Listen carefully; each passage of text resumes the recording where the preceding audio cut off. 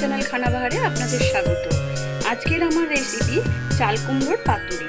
চাল কুমড়োর পাতুরি খেতে খুবই সুন্দর এবং এটা নিরামিষের দিনে খুবই ভালো লাগবে। চলুন আপনাদের দেখাই কিভাবে বানালাম এই চাল কুমড়োর পাতুরি।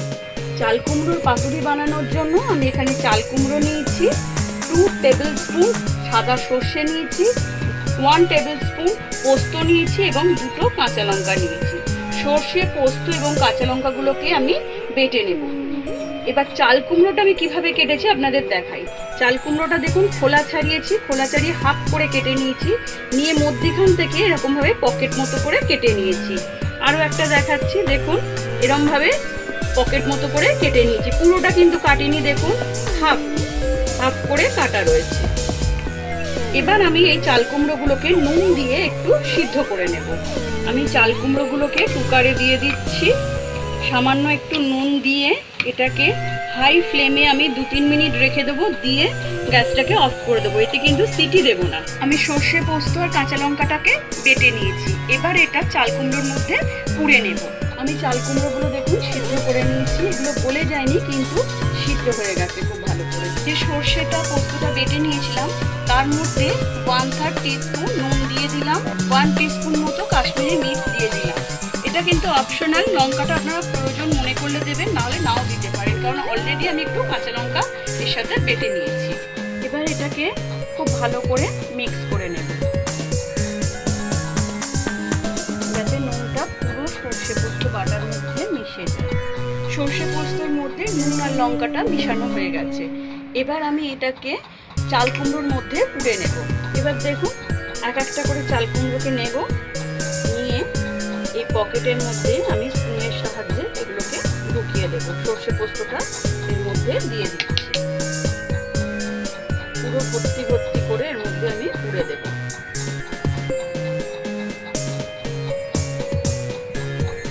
এভাবে দিচ্ছি সবকটার মধ্যে। আবার এটাকে হালকা করে খুলে নিলাম, এবার এর মধ্যে আমি পুড়ে দিচ্ছি এরকম ভাবে ভালো করে।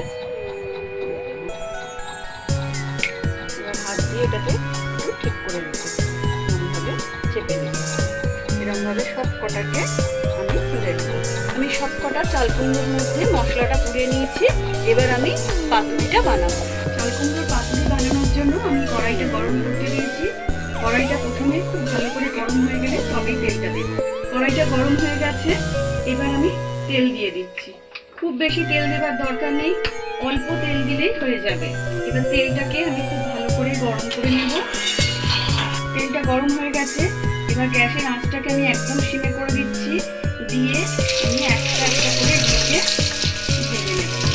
আমি দিয়ে দিয়েছি চাল কুমড়োটাকে। এবার এক পিঠ হয়ে গেলে তারপরে উল্টে দেব। দেখুন চাল কুমড়ো পাতুরি একটা পিঠ হয়ে গেছে। এবার খুব সাবধানে এটাকে আস্তে করে উল্টে দিলাম।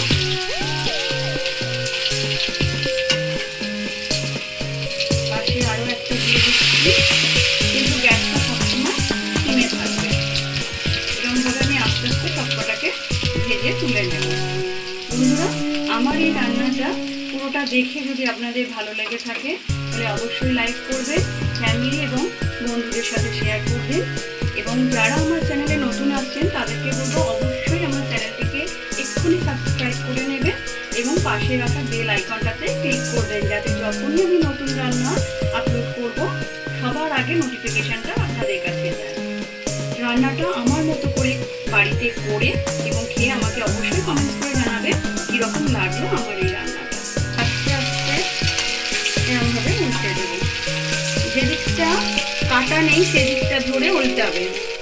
এটা খেতে খুবই টেস্টি, আপনারা বাড়িতে করে খেয়ে দেখবেন অবশ্যই। দেখুন দুটো দিকই খুব ভালো করে ভাজা হয়ে গেছে। এবার আমি এগুলোকে আস্তে আস্তে তুলে নিচ্ছি। এই রান্নাটা গরম ভাতে খেতে খুবই ভালো লাগে। আমি দেখুন সব কটা চাল কুমড়োর পাতুরি ভেজে তুলে নিয়েছি।